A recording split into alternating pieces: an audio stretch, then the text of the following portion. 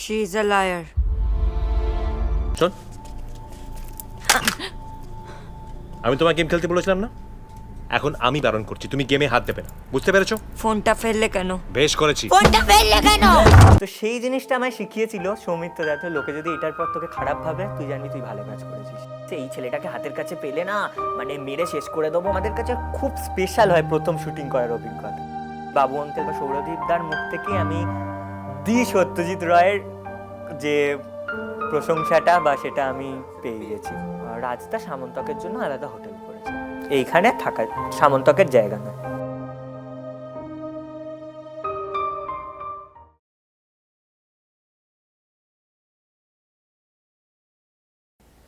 Bangla cinema জগতের অত্যন্ত পরিচিত মুখ সামন্তক মৈত্র।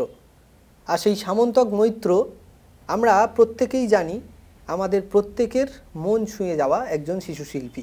আর সেই শিশুশিল্পীর বিভিন্ন সিনেমা আমরা টিভির পর্দায় দেখেছি, তার মধ্যে অন্যতম হাবজি গাবজি, এছাড়াও মাস্টার অংশুমান রয়েছে। আর সমস্ত কিছু মিলিয়ে আজকে তার বিষয় নিয়ে অনেক অজানা কথা আমরা তুলে ধরবো আমাদের এই পডকাস্টে। সামন্তককে ওয়েলকাম করব আমাদের এই পডকাস্টে এবং শুরুতেই সামন্তককে হাবজি গাবজির কথা চিন্তা করে এমন কিছু প্রশ্ন রাখবো যাতে আমরা শুরুতেই তার সমস্ত অন্তরের কথা জানতে পারি, যার মধ্যে অন্যতম পিসির কড়া নিদান, মাধ্যমিকে 90% পেলে তবেই স্মার্টফোন হাতে দেওয়া হবে। একদম। এই বিষয়টা শোনার পর কতটা রাগ হয়েছিল পিসির ওপর? প্রথমেই কুন্তলদা তোমাকে অনেক থ্যাংক ইউ, কারণ আমরা যারা এরকম শুটিং লাইনে কাজ করি তাদের একটা চরিত্রের মধ্যে ঢুকে যেতে হয়। তো সেই চরিত্রের মধ্যে ঢুকে গেলে আমরা অনেক সময় আমাদের নিজেদের রিয়েল সেলফটাকে অনেকের কাছে তুলে ধরতে পারি না, আমরা চরিত্র হিসেবেই থাকি। তো এইরকম এই পডকাস্ট বা এরকম আলোচনার মাধ্যমেই আমাদের মনে হয় যে আমাদের আসল যে আমাদের বক্তব্য সেগুলো হয়তো বেরিয়ে আসতে পারবে। তো সেটার সুযোগ আজ হয়েছে, তো থ্যাংক ইউ। তো এবার তারপরে তোমার যে প্রশ্নটা এলো, পিসি বলেছিল যে তুই মাধ্যমিকে 90% পেয়ে যা, তোকে একটা স্মার্টফোন দেবো। এটা মজার ছলেই বলেছিল, কারণ আমি অঙ্কে খুব খারাপ ছিলাম। মানে খুব খারাপ মানে আমি 9-এ একদম মানে ফেলের থেকে একটু বেশি নাম্বার পেয়ে পাস করেছিলাম, এতটাই খারাপ ছিলাম। তো সেই নিয়ে বাড়িতে হচ্ছিল, আমিও টেনসড হয়ে গেছিলাম। তো সেই ক্ষেত্রে বলেছিল যে তুই করে দে। কিন্তু আমি আসলে স্মার্টফোন পেয়েছি কিন্তু মাধ্যমিকের আগেই। আচ্ছা, পেয়েছি বলতে আমায় তখন একটা মানে নর্মাল 3G স্মার্টফোন দেওয়া হয়েছিল, যে তো শুধুমাত্র পড়াশোনা যদি নেওয়ার হয়, আর কারণ আমাদের সেই সময় কোভিড চলছিল, তো অনলাইন ক্লাস আমায় করতে হবে। তো সেই জন্য যে তোকে স্মার্টফোনটা দেওয়া হলো, শুধু পড়াশোনা করবি, ভালো স্মার্টফোন তোকে দেওয়া হবে মাধ্যমিকের পর। তো হ্যাঁ, তারপরে মাধ্যমিকে আমি 90% নাম্বার অঙ্কে পেয়েছি। তো তারপরে পেয়েওছি একটা ভালো স্মার্টফোন পেয়েওছি, এখন সেটাই চালাচ্ছি। বাহ, দুর্দান্ত বিষয়। আর অঙ্কে 90% নাম্বার, অঙ্ক কি প্রিয় সাবজেক্ট ছিল? একদমই না। তাহলে কি করে হলো এইরকম ঘটনা? কি করে হলো বলতে গেলে, অঙ্ক আমি তোমায় বললাম আমি 9-এ খুব খারাপ ছিলাম অঙ্কে। 10-এ আমি একজন টিচারকে পাই, তো আমি তার নামও বলছি, শম্ভু স্যার। টিচারকে পাই। তো কিছু কিছু টিচার আছে যারা মানে তোমাকে বকবে না, মারবে না, কিন্তু তোমার মধ্যে একটা হেলদি কম্পিটিশন তৈরি করে দেয়। তো আমি সেই টিচারের জন্যই হয়তো অঙ্কেতে এতটা এগোতে পেরেছি। আমি তার কাছে পড়তাম, সে আমাকে অঙ্কে খারাপ হলে বকতও না, মারতও না, কিছু করতো না, সে শুধু আমাকে অপমান করতো। আর আমি একটা জিনিস বিশ্বাস করি, তোমার গায়ে যখন অপমান লাগবে, তুমি যেটা পারো না তুমি সেটা করারও চেষ্টা করবে।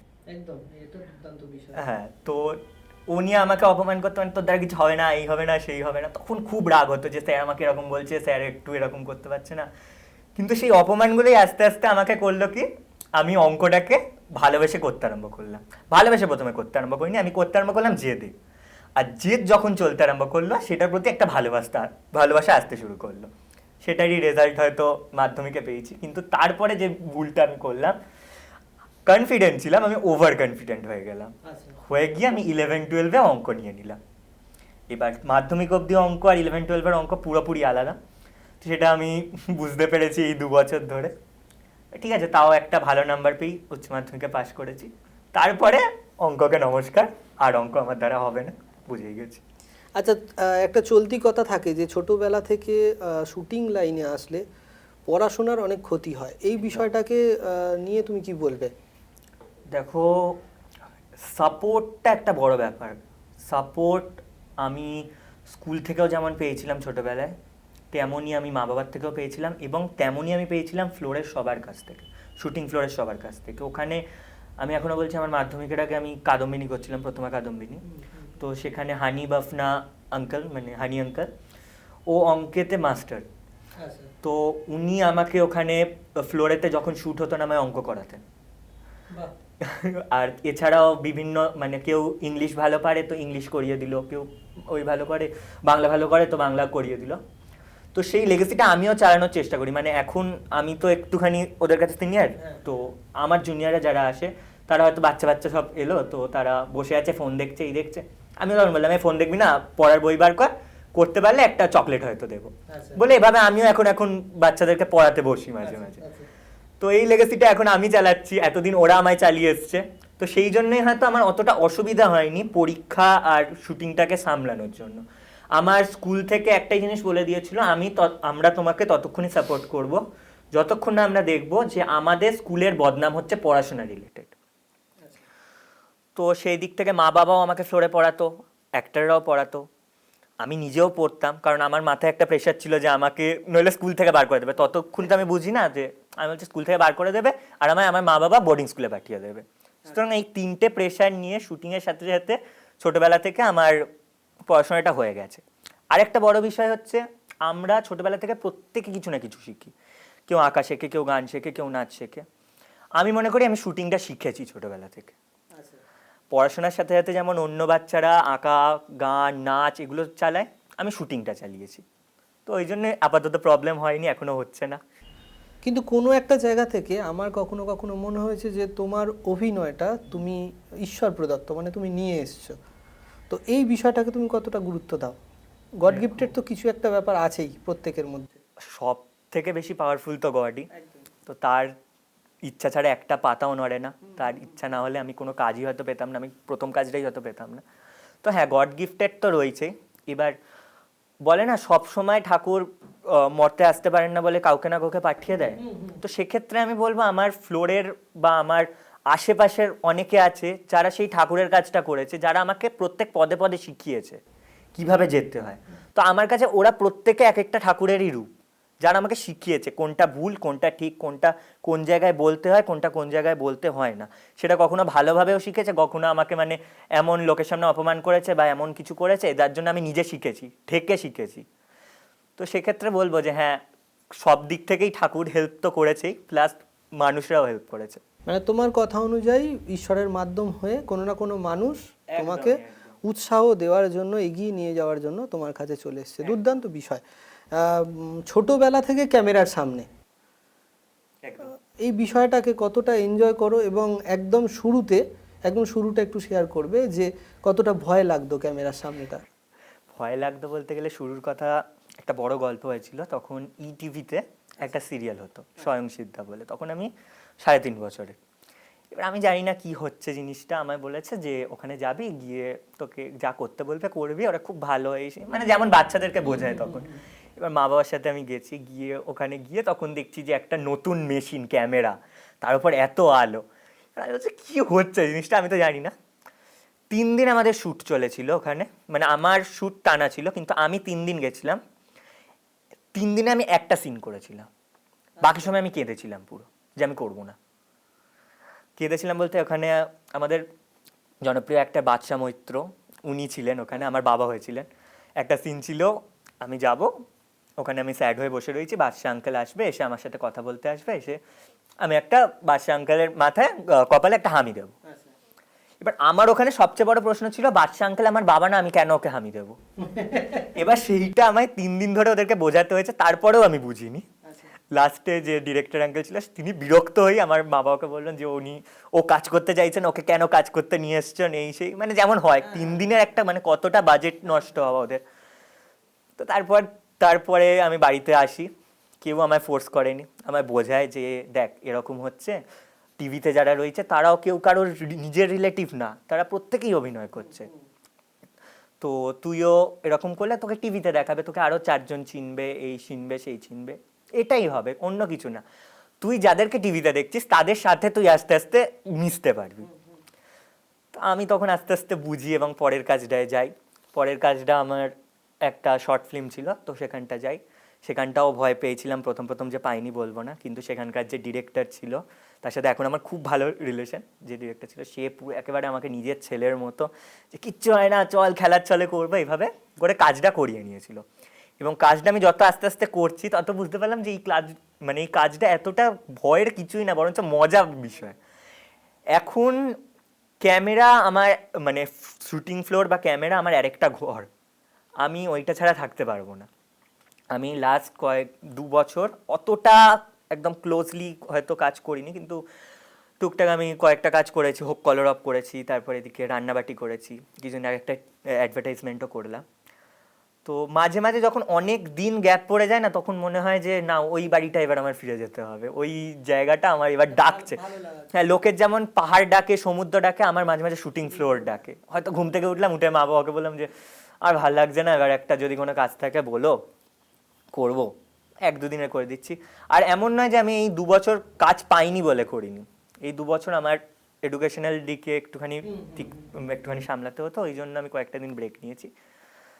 তো এখন আবার শুরু করছি, হোপফুলি এতগুলো দিন যেমন ভালো গেছে আবার ভালোই যাবে।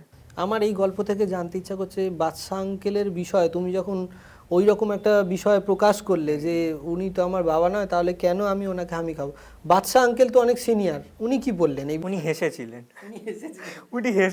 হেসে আমার একটা ঘরে নিয়ে গেলেন, গিয়ে আমাকে ওর ফোনে টকিং টম যে গেমটা আছে ওইটা ছিল আমার মনে আছে, আমাকে ওর ফোনটা দিয়ে বলেছিল খেয়াল তুই এখানে। আমি তো আঙ্কেল, ঠিক আছে, বাবাকে যেমন হামি দিস আঙ্কেলকে হামি দিতে পারবি না, একটা শ্যুট তো করে নে না, এই নয়। কিন্তু আমি খুব ঢ্যাটা আমি, মানে একটা জিনিস আমি যদি বলি আমি করবো না, বা একটা জিনিস আমি যদি বলি করবো, তাহলে আমি করবোই, বা করবো না, ঢ্যাটা আমি। তো করিনি, যতই বুঝিয়েছিল করিনি। কিন্তু এক মোমেন্টের জন্য ওই মানুষটা বা ফ্লোরে বাকি যারা মানুষ ছিল, অ্যাক্টার যারা বড় অ্যাক্টার, কারণ সবাই বড় অ্যাক্টার হতে পারে না, যারা বড় অ্যাক্টার তাদের মুখে 1 মিনিটের জন্য আমি বিরক্ত দেখিনি, বরঞ্চ আমাকে বুঝিয়েছিলেন, বোঝানোর চেষ্টা করেছিলেন। আমি বুঝিনি, সেটা আলাদা ব্যাপার। এখন বুঝতে পারি যে হয়তো তাদেরকে সেটা আমি ডিসরেসপেক্টই করেছিলাম সেই সময় গিয়ে। এখন হয়তো সেই সুযোগটা পেলে আমি সেটা করব না, কিন্তু বড় হয়ে গেছি একদম। এখন এই ঢ্যাটামোটা কি আর আছে সামন্তকের, কি মনে হয়? ঢ্যাটামো থাকা কি খারাপ? খারাপ অবশ্যই নয়, আবার কিছু কিছু সময় কিছু কিছু ক্ষেত্রে খারাপ আমি বলছি। মানে এখন বোঝালে বুঝি, আগে যেমন বোঝালে বুঝতাম না, এখন বোঝালে বোঝার চেষ্টা করি। কিন্তু আমার মনে হয় যদি ঢ্যাটামো বা জেদটা না থাকে তাহলে আমি কোনো কাজই করতে পারবো না। মানে হাবজি গাবজির চরিত্রটা তোমার সাথে একদম মানে প্রযোজ্য যায়, কারণ ক্লাস 9-এ হাবজি গাবজি আর অতটা জেদি একটা ক্যারেক্টার, এই বিষয়টা কি মনে হয়েছিল বা কিভাবে করলে এটা যদি একটু বলো। সেদিক থেকে বলতে গেলে হাবজি গাবজির টিপু সাথে আমার মিল খুব একটা নেই বললেই চলে, কারণ ওর জেদটা এসছিল অ্যাডিকশন থেকে। মানে ওটা একটা, আমরা যদি তোমরা সিনেমাটা দেখো বুঝতে পারবে, একটা সাইকোলজিক্যাল প্রবলেম ছিল সেইখান থেকে। আর আমার জেদটা এসছিল অবুঝবানা থেকে, আমি তখন বুঝতাম না। এখন আমি বোঝার চেষ্টা করি, তাই জন্য এখন বোঝার চেষ্টা করি সবার থেকে। কিন্তু টিপু বুঝতো না, সেটা ওর প্রবলেমের জন্য, সাইকোলজিক্যাল প্রবলেমের জন্য। সেখানে হয়তো ওরও কিছু করার ছিল না, কারণ ও সেই মোমেন্টে একটা সিচুয়েশনে ঢুকে গেছিল। তো সেদিক থেকে টিপুর সাথে আমার অতটা মিল আছে বললে ভুল হবে। কিন্তু কিছু ও মানুষ আমিও মানুষ, ও ফোনে ক্রমাগত ঢুকে যাচ্ছে, আমরাও হয়তো ক্রমাগত এখন যা কাজ পড়ছে বা যা করছি আমরাও হয়তো ঢুকে যাচ্ছি। তো সেদিক থেকে হয়তো মিনিমাম হয়তো মিল থাকতে পারে, কিন্তু তুমি যে বিষয়ের মিল থাকার কথা বলছো সেই বিষয়টা অতটা আমার মনে হয় না। কিন্তু আমার যেন কোথাও, সম্পূর্ণ সিনেমাটা আমার দেখা হয়নি, কিন্তু কোথাও যেন মনে হয়েছিল যে এই ঢ্যাঁটা বা এই খুব চরম জেদি যে একটা ব্যাপারটা রয়েছে, এটা যেন মনে হচ্ছে যে ভালো যাচ্ছিল, মানে মিল করাতে পারছিলে তুমি বিষয়টা। ভালো যাচ্ছিল বলতে, হ্যাঁ, আমি আবার বললাম যেটা ওটা সাইকোলজিক্যাল একটা প্রবলেম ছিল। হ্যাঁ, এটা ঠিকই যে সবসময় একটা ফোন নিয়ে থাকা, হ্যাঁ, সাইকোলজিক্যাল প্রবলেম ছিল। এবার আমার ছোট থেকে অনেক শখ আছে, বিভিন্ন রকম। আমি মানুষকে অবজার্ভ করতে খুব ভালোবাসি, মানুষের গল্প শুনতে ভালোবাসি। তুমি যদি একটুখানি আমার যারা ক্লোজ আছে তাদের থেকে খোঁজ খবর পাও, তাহলে জানতে পারবে যে আমি যার তার সাথে কথা বলি, আমার ভালো লাগে জিনিসটা। কারণ আমার মনে হয় সবার মধ্যে কিছু না কিছু গল্প আছে। হ্যাঁ, আর এই যাদের মানে মানসিক হয়তো সমস্যা আছে বা মানসিক প্রবলেম আছে, আমি সমস্যা বলবো না, প্রবলেম আছে, তো তারা নিজেদেরকে এক্সপ্লেন খুব একটা ভালো করতে পারে না, হয়তো চায়, করতে পারে না, কিন্তু তাদের সাথে কথা বলার মাধ্যমে তাদের ভিতর থেকে তাদের গল্পটা বার করা একটা খুব চ্যালেঞ্জের বিষয়। আর আমার এই জিনিসটা খুব ভালো লাগে। সুতরাং আমি যখন জেনেছিলাম যে হাবজি গাবজিতে এরকম একটা চরিত্র রয়েছে, আমি স্ক্রিপ্টটা যখন পাই, তখন আমি আমার সেই সময় কয়েকজন ক্লাসমেটের সাথে কথা বলেছিলাম, কারণ আমি জানতাম তারা এরকম লেভেলের ফোন অ্যাডিক্টেড। তো তাদের সাথে কথা বলেছিলাম, আমি তাদেরকে বলিও নি যে আমি এরকম একটা কাজ করছি, এই করছি, সেই করছি। আমি শুধু জানতে চাইছিলাম, হ্যাঁ রে কীরকম কী গেম খেলছিস, হ্যাঁ তোদের ভালো লাগে সারাক্ষণ গেম খেলতে, বাড়িতে কিছু বলে না, এই বলে না, সেই বলে না, ওরা কি রেসপন্স করছে, যে হ্যাঁ বলে শুনি না। আমার তো একজন বলেও ছিল যে আমার মায়ের অফিস থেকে ফোন আসে, আমি বললাম তখন কী করিস, বলছে তখন কিছু না, আমি মায়ের ফোনটা ডিএনডি মুট করে দিই, কিন্তু মানে যার কল যাদের আসে তাদেরগুলো ব্লক করে দিই, দিয়ে আমি করে দিই। বললাম বাবা তারপর তোর মা কিছু করে না, বললে কী হবে, আমি দুদিন ঘরে বন্ধ হয়ে থাকি, সব ভুলে যায়। মানে এই লেভেল অবধি অনেকে যেতে পারে। তো আমি এই গল্পগুলোর মাধ্যমে তাদের সাথে আমার ক্যারেক্টারটাকে রিলেট করার চেষ্টা করেছিলাম। তো সেই জন্যই হয়তো অনেকটা আমার সুবিধা হয়েছিল, কারণ আমার চোখের সামনে কয়েকটা চরিত্রকে দেখি, আমি তাদের থেকে ইন্সপায়ার হয়ে আমি টিপু চরিত্রটার ভিতরে সেই সব ক্যারেক্টারগুলোকে এনেছিলাম। তো সেই থেকেই টিপু তৈরি হয়েছিল। মানে সিনেমা করাটা অতটা সোজা নয়, ক্যারেক্টারটাকে ভাঙতে হবে এবং ক্যারেক্টারটার সাথে নিজেকে রিলেট করতে হবে এবং জাগতিক বিভিন্ন বিষয় থেকে এই ক্যারেক্টারটাকে একটা মিল করাতে হবে। এই সম্পূর্ণ জিনিসটাই তুমি করিয়েছিলে, একদম। আর সেই জন্যই হয়তো আমরা অত সুন্দর অভিনয়টা দেখতে পেয়েছি। ক্যামেরার সামনে এতটা সাবলীল হয়ে থাকা এবং সমবয়সীদের কাছে অনুপ্রেরণা হয়ে যাওয়া ক্লাস 9-এ, কেমনভাবে দেখছিলে বিষয়টাকে? আমার মনে হয় আমি প্রত্যেকের কাছে কিছু না কিছু এলিমেন্ট পাবো যেটা আমায় শেখাবে, প্রত্যেকের কাছে। সে আমার থেকে বড় হোক, মানে আমার একদম 80 বছরের কেউ হোক বা 90 বছরের কেউ হোক বা 5 বছরের কোনো বাচ্চা হোক, প্রত্যেকে কিছু না কিছু শেখায়। আমি এই কিছুদিন আগেই একটা আমার কাজ এসেছিলো, এবার সেই কাজটাকে আমি করব কি করব না ভাবছিলাম, একদম মানে মাথা ঘেঁটেছিল। আমার 4 বছরের বোন আছে, এবার তাকে আমি যখন তার সাথে গল্প করছি, আমি তাকে মজার চলি বললাম, দেখ না একটা কাজ এসছে, ইচ্ছা করছে না করতে, কি করি বলতো, করবো কিন্তু দেখো আমাদের সব কিছুর ওপরেও একটা পেমেন্টের একটা ব্যাপার আছে, তো যেটা আসে। বললাম কী করবো বলতো, ওরা অনেক গিফট দেবে বলছে আমাকে, আমি তো ওকে ওইভাবে টাকাটা বলতে পারবো না, ওরা অনেকটা গিফট দেবে বলছে, কিন্তু আমার ইচ্ছা করছে না। এবার তখন ও বলছে, ও খেলার চালিয়ে বলছে, ইচ্ছা করছে না করবি কেন, গিফট তুই নিজে কিনে নিতে পারবি না, তুই নিজে কিনে নিবি, করতে হবে না, তোর ইচ্ছা করছে না করতে হবে না। ও হয়তো ওটা মজার ছলেই বললো, কিন্তু আমার কাছে অনেকটা ক্লিয়ার হলো জিনিসটা। সুতরাং আমার মনে হয় আমি সবার কাছ থেকে শিখি। আর অ্যাকচুয়ালি দেখতে গেলে আমরা প্রত্যেকে অভিনয়ই করি রিয়েল লাইফে, প্রত্যেকে অভিনয় করি। আর যদি আমার একটা লাইফে কিছু একটা খারাপ ফেস চলে বা খারাপ কিছু চলে, বা তোমার লাইফে কিছু একটা খারাপ ফেস চলে, তুমি একটা বাইরের লোক যখন তোমায় জিজ্ঞাসা করবে তুমি কেমন আছো, তোমার মুখ দিয়ে প্রথমেই বলবে হ্যাঁ চলছে বা ভালো আছি, তুমি বলবে না যে আমার খারাপ হচ্ছে। কারণ মানুষ খারাপটা শুনতে চায় না, মানুষ ভালোটা শুনতে চায়। এটা আমরা ছোট থেকে জেনে এসেছি, যে যারা বলবে তাদেরকে বলতে ফার্স্ট ক্লাস আছি বা ভালো আছি, এই আছি। এটাও তো আমরা একটা অ্যাক্টিংই করছি। আমার লাইফ যতই পিছনে যা আগুন জ্বলছে হয়তো আমার লাইফে, কিন্তু আমি লোকের সামনে ভালোভাবে বলছি যে হ্যাঁ আমি ভালো আছি, আমি ভালো আছি, কারণ আমি আমার বলার মাধ্যমেই আমার ওই মোমেন্টটাকে আমি ভাবছি যে হ্যাঁ আমার ওই মোমেন্টটা সত্যি। সুতরাং আমরা অ্যাক্টিংই করছি। ভাবনাটা অনেক পরিণত।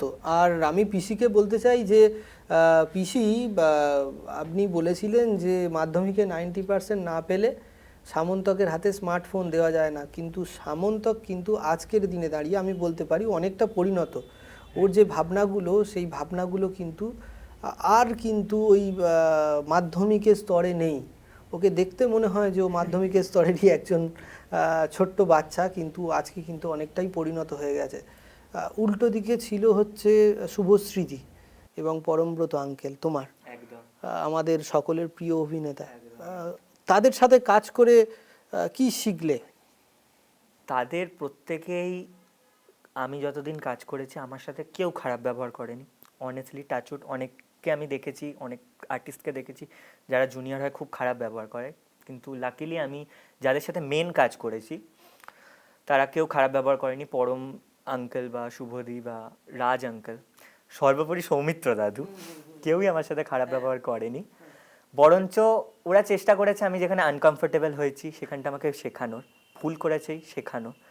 আর সেইটার মাঝখানে একটা জিনিস হয় জানো তো, যখন আমি চাইল্ড আর্টিস্ট হিসেবে যাচ্ছি, আমার সাথে আমার গার্জেনরা যাচ্ছে, এটা আমার ক্ষেত্রে অন্তত হয়। আমি মনে করি আমার গার্জেনদেরকে যারা রেসপেক্ট করবে তারা আমার রেসপেক্ট পাওয়ার যোগ্য, আর যারা রেসপেক্ট করবে না তাদেরকে আমি, মানে তারা পরে গিয়েও যদি রেসপেক্ট করে, আই ডোন্ট কেয়ার, তোমরা আমার চোখে খারাপ হয়ে গেছো। এবার সেই দিক থেকে আমি দেখেছিলাম শুভশ্রীদিকে বা পরম আঙ্কেলকে, ওরা আমার মা বাবার সাথে খুব ভালো কথা বলতো, খুব ভালো ব্যবহার করতো। শুভদি আমার বাবা তখন খুব স্মোকিং করতো, শুভদি আমার বাবাকে বলছিল কাকু এবার স্মোকিংটা ছেড়ে দাও, অনেক হয়ে যাচ্ছে, মানে এইরকম লেভেলের বন্ডিং হয়ে গেছিলো। আর যখন এরকম একটা বন্ডিং হয়ে যায় না, তখন এটা ফ্যামিলি বন্ডিং তৈরি হয়ে যায়। আর ফ্যামিলি বন্ডিং যখন তৈরি হয়ে যায় তখন কাজ করাটা খুব সোজা হয়ে যায়। আমি সৌমিত্রাদের সাথে যখন কাজ করেছিলাম, কারণ লেজেন্ড একজন, তখন কিচ্ছু বুঝতাম না যে মানুষটা কি, আমি সেটাই বুঝতাম না। কাজ করেছিলাম, হ্যাঁ সৌমিত্র একটা ঠিক আছে অনেক কাজ করে, বাকিরা যেমন একটা তারাও একটা, আমি তখন আমার মাথায় সেটাই থাকতো। আমি সৌমিত্র দাদুর সাথে পুরো বরুণবাবুর বন্ধুর সময় রুম শেয়ার করতাম। তখন যে আমি মানে একটা সেই সিন্দুক বলে না, গুপ্তধন ভরা সিন্দুক, ওই সিন্দুক পেয়েছিলাম। কিন্তু মানে তখন আমার ম্যাচুরিটিও কম ছিল, তখন হয়তো বুঝতে পারিনি। কিন্তু এখন যতটা আমার কাছে ওই মেমারিগুলো স্পষ্ট আছে, ততটা মেমারি আমার লাইফে আমি কাজে লাগানোর চেষ্টা করি। ইনফ্যাক্ট আমার মানে এখন আমার বলতে গেলে গায়ে কাঁটা দেয় যে সৌমিত্র দাদু লাস্ট বার্থডেতে, লাস্টের আগেরটা মনে হয়, আমার হাত থেকে প্রথম কেক খেয়েছিল, আমার সাথে হাত ধরে মানে কেক কেটেছিল, আমার কাছে ছবিটাও আছে। আমার মনে হয় এইগুলোই আমার লাইফের এক একটা করে অ্যাচিভমেন্ট। অ্যাওয়ার্ড পাওয়া বা এরকম পাওয়ার থেকে এইগুলোই অ্যাচিভমেন্ট। কারণ মানুষের সাথে মিশা, এত বড় একজন মানুষের সাথে, তাদের থেকে শিক্ষা পাওয়া, তাদের থেকে কালচারটা নিয়ে বয়ে নিয়ে চলা, এটা যেমন একটা বড় দায়িত্ব তেমন একটা অ্যাচিভমেন্টও। তো শুভদি বলো, পরম আঙ্কেল বলো, সৌমিত্র দাদু বলো, পরাণ দাদু বলো, সবাই, মাধবী আন্টি বলো, সবাই, সবার থেকে আমি কিছু না কিছু শিখেছি। আর সেই শেখার নিয়েই আমি হয়েছি। তুমি যেটা বললে না পরিণত হয়েছে, এখন আমি অতটা পরিণত হয়েছে আমি জানি না, বাট যতটা হয়েছি প্রত্যেকের কিছু না কিছু অ্যাচিভমেন্ট রয়েছে। প্লাস আমার বাড়ির লোকের প্রত্যেকের কিছু না কিছু জিনিস, কিছু না কিছু কালচার জিনিস, আমার বাড়ির ব্যাপারে তোমরা যদি জানো তাহলে জানতে পারবে, প্রত্যেকের কিছু না কিছু একটা সংস্কৃতির সাথে যুক্ত রয়েছে। কেউ নাটক, কেউ গান, কেউ আবৃত্তি, কেউ কবিতা, প্রত্যেকে রয়েছে। তো প্রত্যেকের কাছ থেকে আমি পেয়েছি জিনিসটা। আজ আমি যেটা হয়েছি সবার জন্য আমি সেটা হয়েছি। দুর্দান্ত। ওর ভাবনাগুলো অনেক ক্লিয়ার। আর আবারও বলতে চাই যে ও জানে না যে ও কতটা পরিণত হয়েছে, কিন্তু অডিয়েন্স যারা দেখবে এই পডকাস্টটা তারা নিশ্চয়ই কমেন্ট করে জানাবে যে ওর পরিণত হওয়ার জায়গা হয়তো এইগুলোই, ওর কথা থেকেই সেগুলো বোঝা যাচ্ছে। মোটামুটি সৌমিত্র দাদুর সাথে এক রাত থাকা, একদম এক রাত না, অনেকগুলোই, হ্যাঁ, কাজের সূত্রে। কি পেপটক দিল, মানে যে কোনো একটা কথা যেটা সর্বাক্ষণ তোমার মনের ভেতর ঘোরে, যদি শেয়ার করো। আচ্ছা, এটা মানে আমি তোমায় বললাম যে আমি যা যা নিয়েছি সৌমিত্র দাদুর থেকে আমি নিয়েছি, কিন্তু একটা জিনিস আমার মানে খুব ভালো লেগেছিল, এখনো আমার খুব ভালো লাগে। আমাকে বলেনি হয়তো, আমার বাবাকে বলেছিল সৌমিত্র দাদু একটা শ্যুটের পর এসে, যে ওকে যত্নে রাখবেন, ওর মধ্যে অনেক কিছু ফিউচার দেখতে পাচ্ছি আমরা। এইটা এত বড় একজন মানুষের কাছ থেকে হয়তো উনি কেন বলেছিলেন আমি জানি না, বাট বলেছিলেন এটা।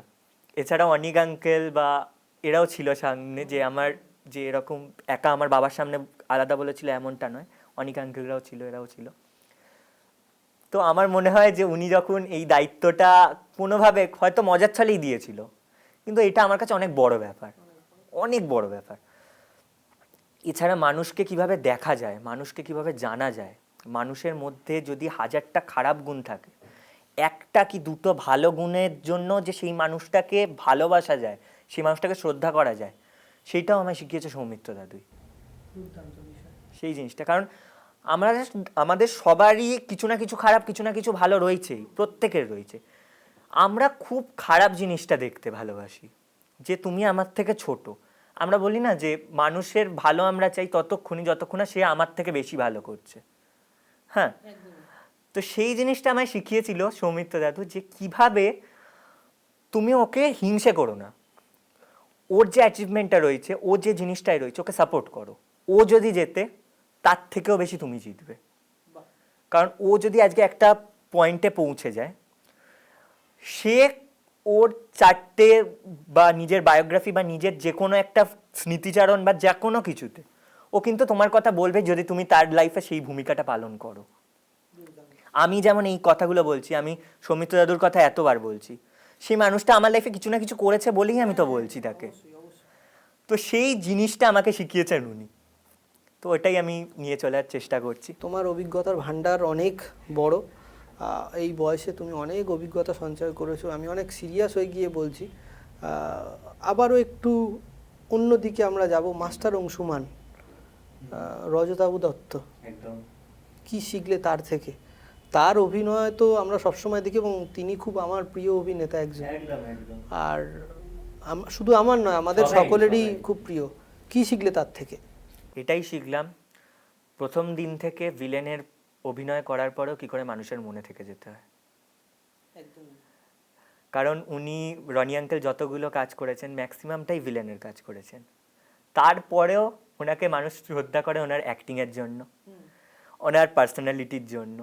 আমার সাথে যখন উনি, আমাদের একটা আড্ডা বসে, আমাদের শুটিংয়ে যারা দেখেছে তারা জানবে, যখন আমাদের সিন চলে না তখন সবাই মিলে বসে একটা আড্ডা বসে, আর সেই আড্ডাটা না মানে বিভিন্ন টপিকের হয়, সেটা শুটিংয়ের টপিকেরও হয়, পার্সোনাল লাইফ নিয়েও হয়, মানুষের কথা নিয়েও হয়, পলিটিক্যাল দিক নিয়েও হয়, অনেক কিছু নিয়ে হয় আড্ডাটা। আর সেই আড্ডাগুলোর মধ্যেই এক একটা মানুষের এক একটা পার্সোনালিটি জানা যায়। তো ওনার কাছ থেকে এইটাই আমি শিখেছি যে যতই তুমি খারাপ, কারণ এখনও অনেক জায়গায় অনেক রুরাল এরিয়া আছে যারা ক্যারেক্টার হিসেবেই আমাদেরকে চেনে। মানে আজ যদি আমি তাদের কাছে দেখা করি, তারা আমাকে নেতাজির মামা বা কাদম্বিনীর সতীশ বা হাবজি গাবজির টিপু হিসেবেই চেনে। সুতরাং সেদিক থেকে রনি আঙ্কেলকে অনেকের ভিলেন হিসেবেই চেনা উচিত, কিন্তু তারপরেও তারা তাকে ভালোবাসছে। আর আরেকটা জিনিস বলেছিলাম, আমি একটা প্রজেক্ট করেছিলাম যেখানে ভিলেনের পার্ট করেছিলাম, কিন্তু সেটা রিলিজ হয়নি কোনো কারণে। তো সেখানকার করার সময় আমার তখন মাস্টার অংশমানটাও চলছিল পাশাপাশি, তো আমি বলেছিলাম যে ভাল লাগছে না, লোকে কি ভাববে, এরকম কাজ করছি এই সেই। তখন বলেছিল, লোকে যদি এটার পর তোকে খারাপ ভাবে, তুই জানবি তুই ভালো কাজ করেছিস। আচ্ছা, হ্যাঁ, আর সেটাই আমার হাবজি গাবজির ক্ষেত্রে হয়, যে হাবজি গাবজির আমার ক্যারেক্টারটা তো খুব ভালো ক্যারেক্টার নয়, মা বাবাকে সারাক্ষণ অপমান করছে, এই করছে সেই করছে, খুব ভালো ক্যারেক্টারটা নয়। কিছুদিন আগে আমার একটা বন্ধু আমাকে ইউটিউব থেকে একটা রিল পাঠায়, হাবজি গাবজির একটা ক্লিপ। সেখানে তলে একটা কমেন্ট আছে, এই ছেলেটাকে হাতের কাছে পেলে না মানে মেরে শেষ করে দেবো, মা বাবাকে এই বলে সেই বলে। এবার মামায় লিখেছে যে দেখ সামন্তক, তোকে নিয়ে এরকম লিখেছে, এগুলো তো ঠিক নয় বল। বললাম থ্যাংক গড লিখেছে, তাহলে আমি বুঝতে পারছি যে আমি কিছু একটা ভালো কাজ করেছি। বলছে তোর রাগ হচ্ছে না? বললাম রাগ হবে কেন, আমি তো ক্যারেক্টারটা করার আগে বুঝেই করেছিলাম যে আমার এই খারাপ জিনিসগুলো আমি পাবো, আর সেটা যদি পাচ্ছি তার মানে আমি যেটা এক্সপেক্ট করেছিলাম আমি সেটা ফুলফিল করতে পেরেছি। তো সেটাই। তুমি বিষয়টাকে এনজয় করেছো, খুব এনজয় করেছি, রাগ করনি, আর কমেন্টটাকেও রাগ করনি।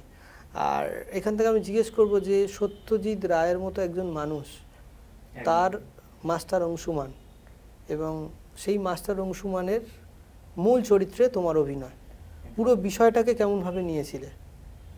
দেখো, যখন কোনো ক্লাসিক বা উপন্যাস থেকে কোনো গল্প মুভি হয়, তখন যত না ভালোবাসার লোক থাকে তার থেকে বেশি সমালোচনা করার লোক থাকে। মানে একে এর মতো লাগছে না, ওকে ওর মতো লাগছে না, তাকে তার মতো লাগছে না, খুব বেশি হয় এই জিনিসটা আমার মতে।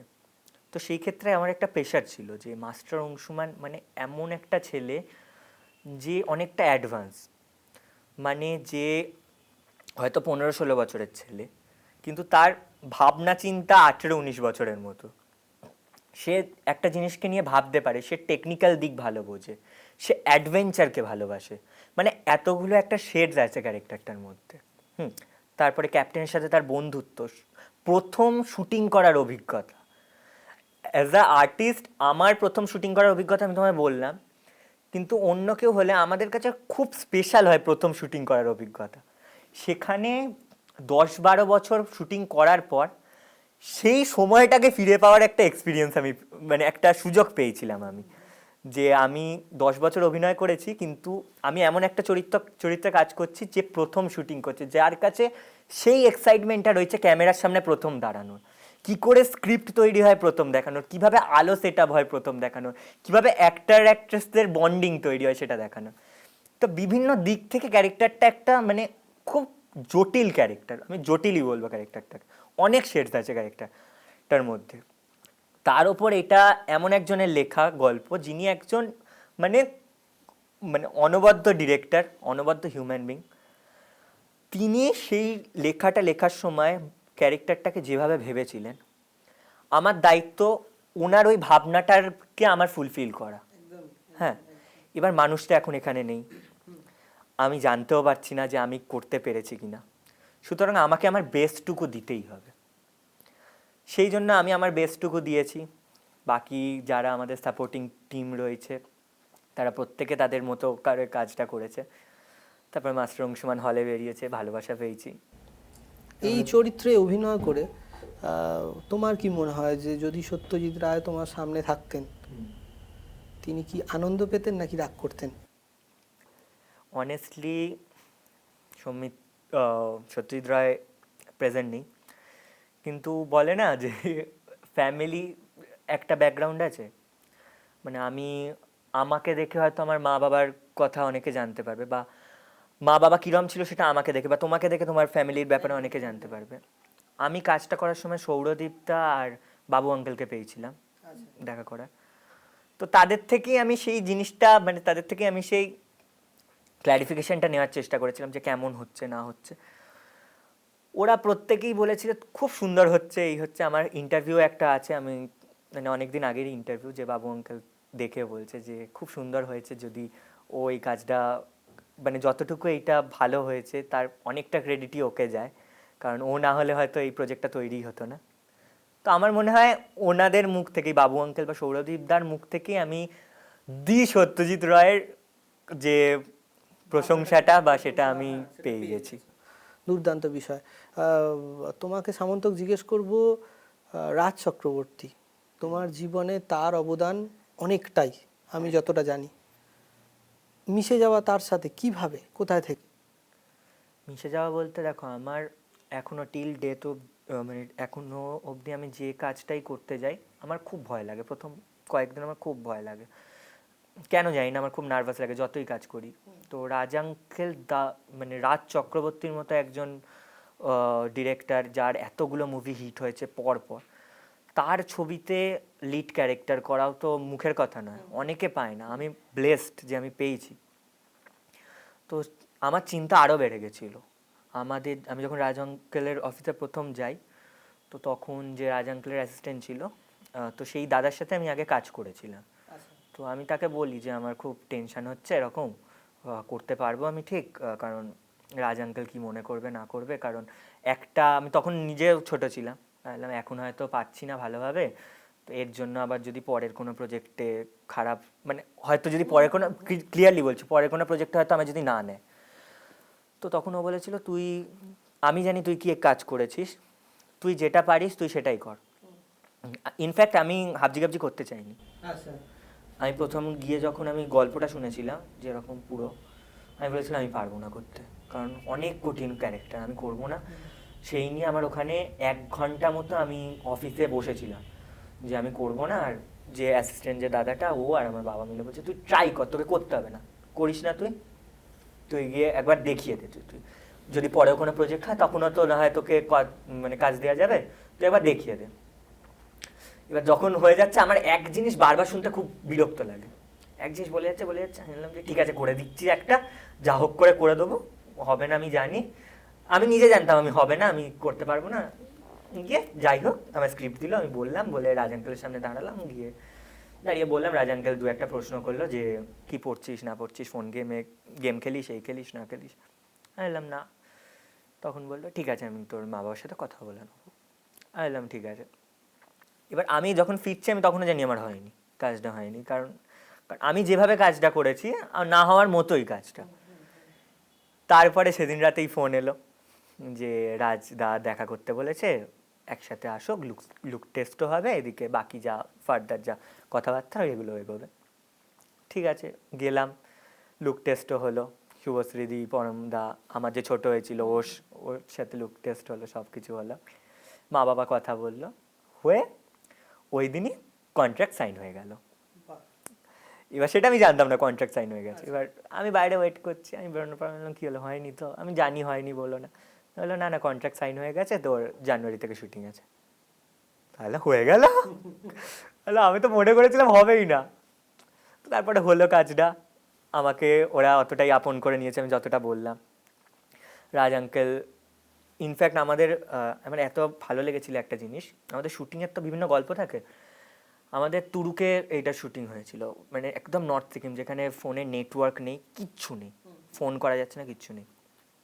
এবার ওইখানে আমার টানা শ্যুট চলার পর আর একটা হোমস্টে ছিল, যে হোমস্টেটাতে টিভি ফিভি কিছু নেই, মানে একটা জাস্ট একটা ঘর আসবাব এইটুকু। এবার আমাদের নাইট করে আমরা ফিরেছিলাম, হ্যাঁ নাইট করে আমরা ফিরেছিলাম, দিয়ে আমাদের প্রথম ড্রপ ছিল ওই হোমস্টেটায়। এবার ওই হোমস্টেটায় আমি নামার পর আমি যে আমাদের ম্যানেজার রয়েছে, তো তার কাছে শুনলাম যে রাজদা সামন্তকের জন্য আলাদা হোটেল করেছে, এইখানে থাকা সামন্তকের জায়গা নয়। এবার তখন না আমার খুব খারাপ লেগেছিল জিনিসটা, যে আমি একজন এরকম বাচ্চা আর্টিস্ট বলে আমাকে কি এরকম আলাদা করে দিল ওদের থেকে, এই সেই। রাজ আঙ্কেলকেও বলা হয়েছিল যে এরকম এটা তো ঠিক হলো না, আমরাও তো সকাল থেকে খেটে এসেছি, এখন আবার একটা জার্নি করে যাওয়া হবে, এই হবে না সেই হবে না, কিচ্ছু বলেনি মানুষটা, শুধু শুনলো সব ঠিক আছে বললো যে আমি তো খারাপ চাইবো না, আমি ভালোই চাইবো। তারপরে আমরা গিয়ে হোটেলটা দেখলাম যেটা আমাকে দেওয়া হয়েছিল। ওই হোটেলটায় এত বড় একটা টিভি রয়েছে, যেহেতু আমি টিভি দেখতে ভালোবাসি, আর আমি ফোন চলছে না ওই চলছে না বলে একদম মানে পাগলের মতো করছিলাম, যে কিচ্ছু চলছে না, কারোর সাথে কথা বলতে পারছি না, একদম আলাদা। আমার জন্য স্পেশালি ওই হোটেলটার ব্যবস্থা করা হয়েছিল। এবার তারপরের দিন তো এসে আমার নিজেরই খারাপ লাগছে যে আমি আবার গিয়ে বললাম। এবার পরের দিন আরও খারাপ জিনিস যেটা হচ্ছে, রাজ আঙ্কেলের বার্থডে, তার আগের দিনই ঝামেলাটা হলো। পরের দিন গিয়ে আনলাম সরি এরকম হয়ে গেছে, আর হবে না এই সেই। বললো না চল, হয়ে তো শুটিংয়ে তো এরকম মাঝে মাঝে হয়, চল বলে হয়ে গেল। তো সেই দিয়ে এইটা একটা হাবজি গাবজির একটা কমফর্ট জোন, রাজ আঙ্কেলের একটা কমফর্ট জোন, আপন করে নিতে পারে, যতই ভুল হোক যতই সব কিছু হোক আপন করে নেয়। আর এটাই একটা মানুষকে আই থিঙ্ক বড় করে তোলে একজন আর্টিস্টের কাছে। মানে যখন তুমি ভাবছিলে যে তোমাকে কেন সবার রুম থেকে আলাদা করা হচ্ছে, তখন তোমাকে নিয়ে উনি ওই ভাবনাটা ভেবে ফেলেছে যে সামন্তক টিভি দেখতে ভালোবাসে, তার জন্য একটা আলাদা রুম দেওয়া দরকার। শুধু টিভি দেখতে ভালোবাসার জন্য না, ওইটা কি বলতো, মানে খাবার দাবার ওই হোটেলটা একটু ভালো ছিল বা এরকম ছিল। এই জন্যই মানে কোনো একটা জায়গা থেকে আমি তোমার বিষয় যখন জানার চেষ্টা করছিলাম, আমার মনে হচ্ছিল যে রাজ আঙ্কেলের অবদান তোমার জীবনে অনেকটাই। অবদান বলতে আমার প্রথম লিড ক্যারেক্টার আমার রাজ আঙ্কেলই দিয়েছে, তো সেইটা আমি কখনোই অস্বীকার করতে পারবো না। সেই অবদানটা আমার লাইফে সারা জীবন থাকবে। আমার যদি এখনো কেউ জিজ্ঞাসা করে যে তোমার প্রথম লিড প্রজেক্ট কোনটা, আমি বলবো হাবজি গাবজি।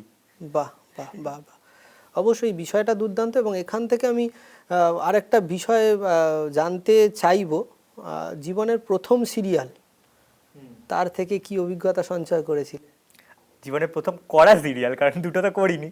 হ্যাঁ, তো প্রথম সিরিয়ালের সময় মীরা, ওটাও কালার্সে হয়েছিল। মীরা করছি যখন, তখন মানে আমার যেদিন থেকে শ্যুট তার আগের দিনকে রাত্রিটা আমার চিকেন পক্স হয়। এবার মা বাবা ফোন করে, মানে রাত্রি 3টে নাগাদ আমার ওরকম গায়ে র্যাশ বেরোতে শুরু করে, পক্স হতে শুরু করে। মা বাবা ওদেরকে ফোন করে যে যেতে পারবে না, চিকেন পক্স হয়েছে এরকম। ওই পার থেকে উত্তর আসে নিয়ে আসুন ওকে তাও। নিয়ে আসুন ওকে তো। আর আমার আবার বললাম আমি ঢ্যাঁটা, এইভাবে কেন কথা বলবে, আমি যাব। মা বাবা তুই বেশি বাঁকামো করিস না, এই করিস না সেই করিস না, আমি যাবই। দিয়ে সে কাপড় মুড়ি ফুড়ি দিয়ে, মানে একজন সে ঢেকে একদম যাওয়া বলে না, সেইভাবে সাবধানে একদম গাড়ি করে নিয়ে যাওয়া হলো। হয়ে যে লোকটা বলেছিল, আমি বলেছিলাম সবার আগে ওর সামনে আমি দাঁড়াবো, যে লোকটা আমাকে বলেছিল নিয়ে আসুন, তার সামনে গিয়ে আমি কাপড় খুলে আসো আমার চিকেন বক্স হয়েছে, এবার আমি তোমায় হাক করবো বলেছো একদম। এ বাবা না না না না, কি হয়েছে? বলছে আমরা ভেবেছিলাম মজা করে, কারণ অনেকে তো আছে যারা এরকম মিথ্যে বলে কাজ করে না, এসে আমরা ভেবেছিলাম এ বাবা একে কেন নিয়ে আসছেন, এই নিয়ে আসছেন, এই নিয়ে আসছেন। এবার তখন ওদের টনক নড়েছে যে হ্যাঁ চিকেন পক্স হয়েছে, এই হয়েছে। আমার জেদ, আমি করব বলেছি মানে আমি করবই কাজটা, তুমি আমাকে এত দূর আনিয়েছো করার জন্য, আমি করবই কাজটা।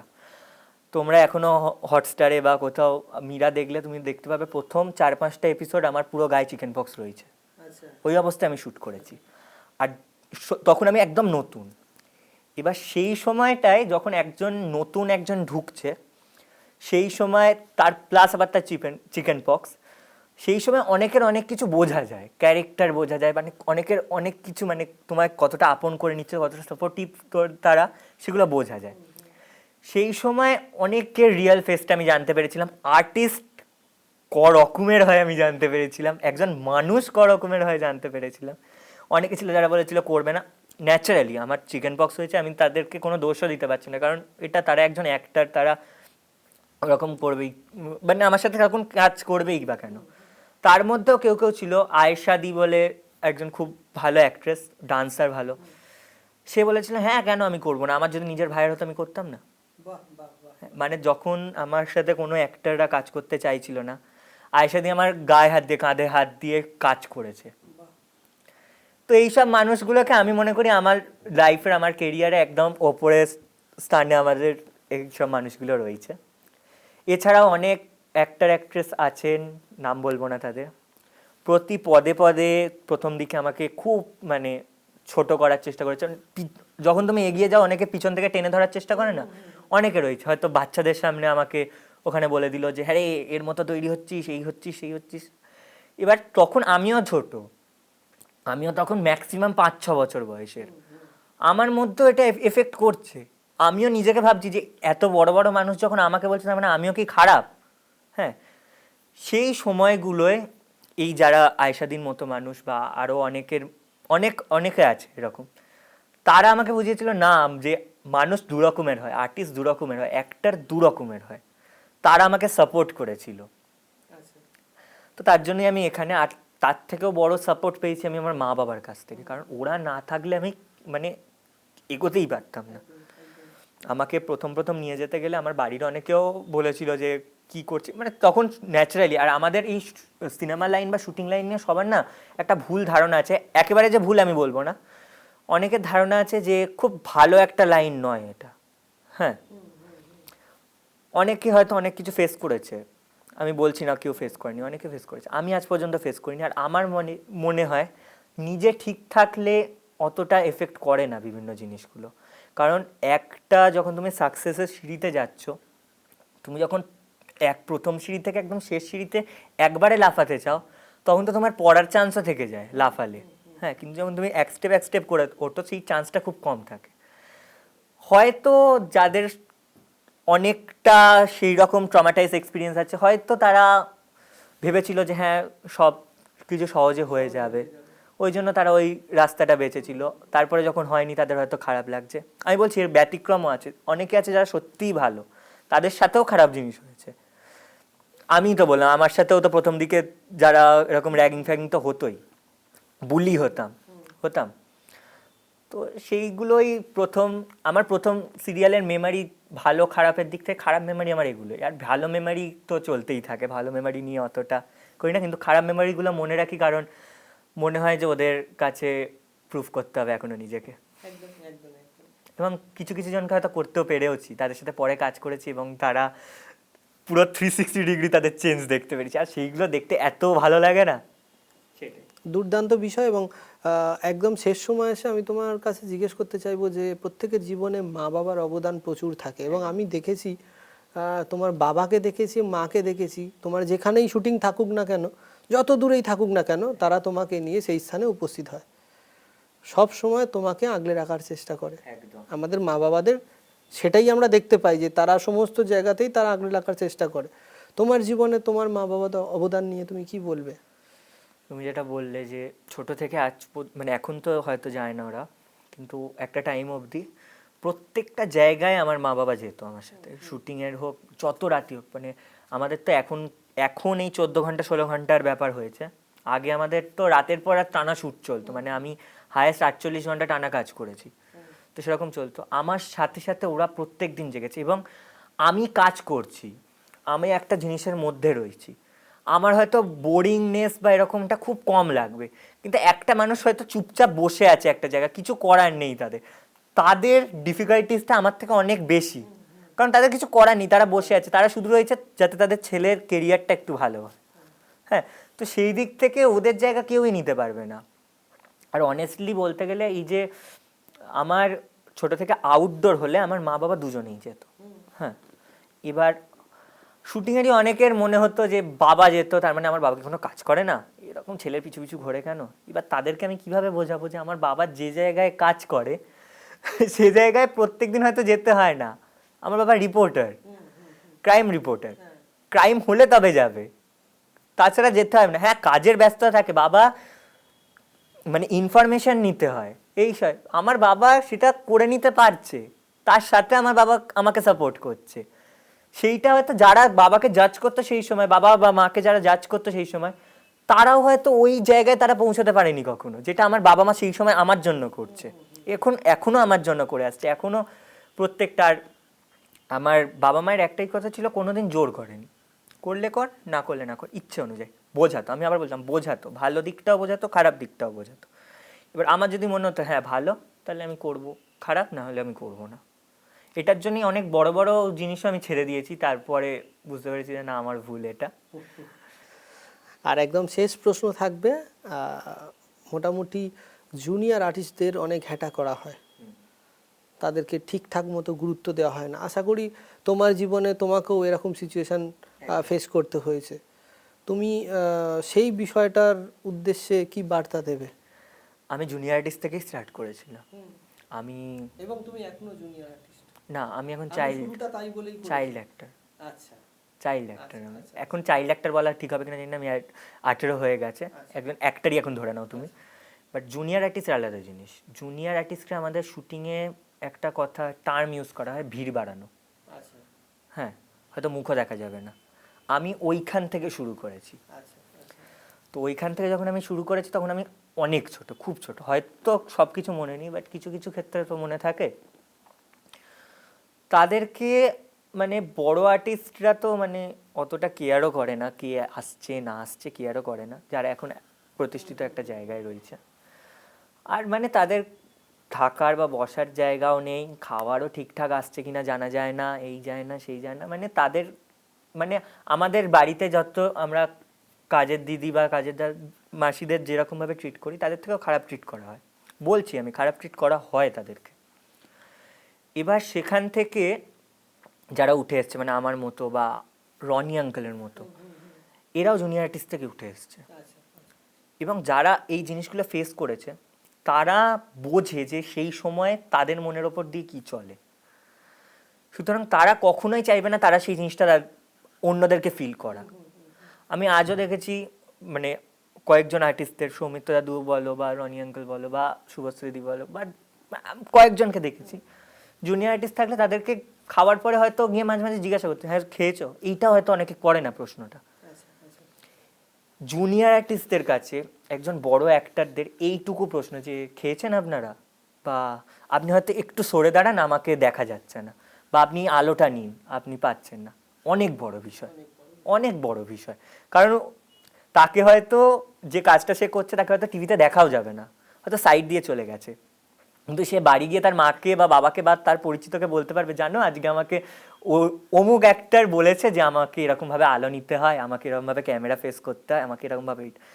তাদের কাছে এটাও একটা ছোটো ছোটো অ্যাচিভমেন্ট। সুতরাং যারা জুনিয়র আর্টিস্ট থেকে উঠে এসছে এবং যারা উঠে আসার পরে তাদের মধ্যে সেই অহংকারটা তৈরি হয়নি যে আমি এখন কেউ কেটা হয়ে গেছি, একটা বিরাট বড় কেউ একটা হয়ে গেছি, আমার মনে হয় তারা এখনও নিজেদেরকে ওদের জুনিয়র আর্টিস্টদের দেখলে নিজেদেরকে জুনিয়র আর্টিস্টদের মতোই ট্রিট করায়, যে আমি আর্টিস্ট, ওরাও আর্টিস্ট। তো সেই দিকটা আমার মনে হয় যে আমাদের এখনও টলিউডের এই বিষয়টা নিয়ে একটুখানি দেখা উচিত। কারণ অনেককে মানে প্রপার ঘর, আমি তো জানি অনেকে জানবে, তুমি বাকিদের জিজ্ঞাসা করলেও জানে, প্রপার রেসপেক্টটুকুও পায় না। তো সেই জিনিসটা দেখা উচিত আমার মনে হয়। দুর্দান্ত বিষয়। আর আজকের খুব সুন্দর একটা দিন, খুব সুন্দর একটা সময় কাটালাম সামন্তকের সাথে। আর সব মিলিয়ে অনেক কিছু শিখলাম ওর থেকে। আমার থেকে বয়সে ছোট এবং যারা দেখবে তাদের অনেকের ও সমবয়সী এবং অনেকের থেকে ও ছোট। আশা করি যারা ভিডিওটা সম্পূর্ণ দেখবে তারাও ওর থেকে, এই ভিডিও থেকে অনেক কিছু শিখতে পারবে। সামন্তককে অনেক ধন্যবাদ তার মূল্যবান সময় আমাদের পডকাস্টে দেওয়ার জন্য। আর আজকের পডকাস্ট, আজকের পর্ব এখানেই শেষ হচ্ছে। আগামী দিন আবারও দেখা হবে নতুন কোনো মানুষকে নিয়ে। ধন্যবাদ।